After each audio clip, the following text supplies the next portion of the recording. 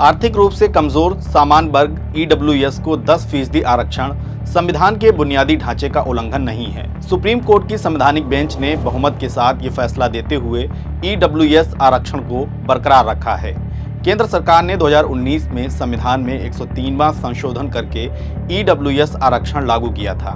इस फैसले के खिलाफ जनहित अभियान के तहत करीब 40 याचिकाएं सुप्रीम कोर्ट में दाखिल की गई थीं। सुप्रीम कोर्ट की 5 न्यायाधीशों की संविधान पीठ में से 3 ने बहुमत से इसकी संवैधानिकता को वैध माना है, जिसमें जस्टिस जेबी पारदीवाला, जस्टिस बेला एम त्रिवेदी और जस्टिस दिनेश माहेश्वरी शामिल हैं। जबकि चीफ जस्टिस यूयू ललित और जस्टिस एस रविंद्र भट्ट ने ईडब्ल्यूएस को असंवैधानिक करार दिया है। यानी इन 2 न्यायाधीशों ने फैसले से असहमति जताई है। जस्टिस माहेश्वरी ने कहा कि इस आरक्षण से संविधान को कोई नुकसान नहीं होता है और समान संहिता का उल्लंघन भी नहीं करता।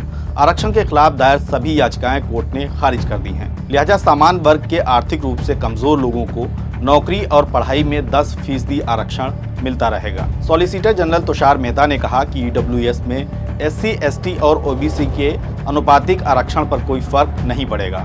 उनकी सीटों की उपलब्धता को भी कम नहीं किया गया है, बल्कि सभी केंद्रीय शिक्षण संस्थानों में 25% यानी कुल 2,14,000 के करीब सीटें बढ़ाने को मंजूरी दी गई थी और उच्च शिक्षण संस्थानों के बुनियादी ढांचे में सुधार के लिए 4,315 करोड़ रुपए खर्च करने की भी अनुमति दी गई थी। सुप्रीम कोर्ट ने अटॉर्नी जनरल के वेणुगोपाल, सॉलिसिटर जनरल तुषार मेहता और अन्य वकीलों की दलीलें सुनने के बाद 27 सितंबर को अपना फैसला सुरक्षित कर लिया था। इस फैसले पर कई लोगों की प्रतिक्रियाएं आई हैं। शिक्षाविद और वरिष्ठ पत्रकार दिलीप मंडल ने कहा, ये सही है कि कुछ सवर्ण गरीब यानी ईडब्ल्यूएस हैं, लेकिन बाकी गरीबों की तरह वे मनरेगा में काम क्यों नहीं करते हैं। आरक्षण कोई गरीबी उन्मूलन कार्यक्रम तो है नहीं।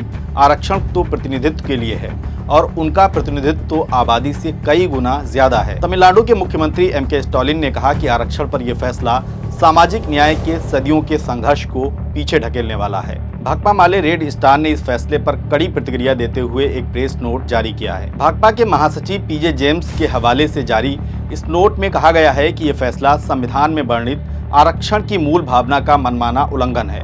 जब सुप्रीम कोर्ट भी एक विभाजित फैसले के बावजूद इस संविधान विरोधी और पूरी तरह से ब्राह्मणवादी कदम की वैधता को बरकरार रखता है, तो ये एक अलग घटना नहीं है, बल्कि अस्पृश्यता, जातिगत उत्पीड़न और जनहित भेदभाव को बढ़ाने के लिए विभिन्न रूपों में किए जा रहे हमलों का हिस्सा है।